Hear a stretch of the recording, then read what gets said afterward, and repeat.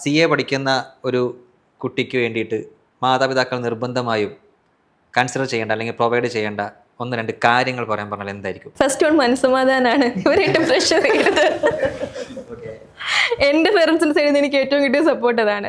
നിന്നെ കൊണ്ട് പറ്റുന്നത് പോലെ ചെയ്യുക, ഇത്തവണ പറ്റില്ലെങ്കിൽ നമുക്ക് അടുത്ത തവണ നോക്കാം. നമ്മളുണ്ട് ആ ഒരു ഫീൽ നമുക്ക് ഭയങ്കര റിലാക്സേഷൻ തരും. ഓൾറെഡി സിലബസ് തരുന്ന പ്രഷർ ഉണ്ട്, അതിന്റെ കൂടി ഇതും കൂടെ ആഡ് ചെയ്യാതിരിക്കുന്നതാണ് ഏറ്റവും വലിയ ഉപകാരം. അഖില മാം പറഞ്ഞ പോലെ ഇമ്പോർട്ടൻറ്റ് ചില പാരൻസിൻ്റെ സപ്പോർട്ട് ഉണ്ടെങ്കിൽ കുട്ടികൾക്ക് കുറച്ചും കൂടി ഇല്ലേ സ്ട്രെസ് ഫ്രീ ആയിട്ട് പഠിക്കാൻ പറ്റും. പക്ഷേ ഒരുപാട് പാരൻസ് ഞാൻ എന്താ പറയുക നെഗറ്റീവായിട്ട് പറയില്ല. പക്ഷേ എൻ്റെ ഒരു ഫ്രണ്ടിൻ്റെ സ്റ്റുഡൻറ്റ് കേസ് ഞാൻ കണ്ടു വെച്ചാൽ അവൻ്റെ അമ്മ ഫോർ എക്സാമ്പിൾ ഫൗണ്ടേഷൻ ഫസ്റ്റ് ഇയറിലെ കുട്ടി തോറ്റു. അപ്പോൾ ഞാൻ അവൻ്റെ വീട്ടിൽ പോയി, എൻ്റെ ജൂനിയർ പയ്യനാണ്. അപ്പോൾ ഞാൻ വീട്ടിൽ പോയപ്പോൾ അവൻ്റെ അമ്മ പറയണേ ഞാൻ CA നിർത്താൻ പോകണം. അപ്പോൾ എന്താ വെച്ചപ്പോൾ അല്ല ഇവനിനി 3.5 years കിട്ടില്ലല്ലോ, 4 years കിട്ടില്ലല്ലോ, ഫസ്റ്റിൽ പോയില്ലേ, ഇനി എങ്ങനെ ഞങ്ങൾ ചെയ്യും? അപ്പോൾ അവരുടെ മെയിൻ പ്രശ്നം വെച്ചാൽ അവർ ഏതോ ക്ലബിൻ്റെ മെമ്പറൊക്കെയാണ്. ഞങ്ങൾ ബാക്കിയുള്ള മെമ്പേഴ്സ് എന്ത് പറയും?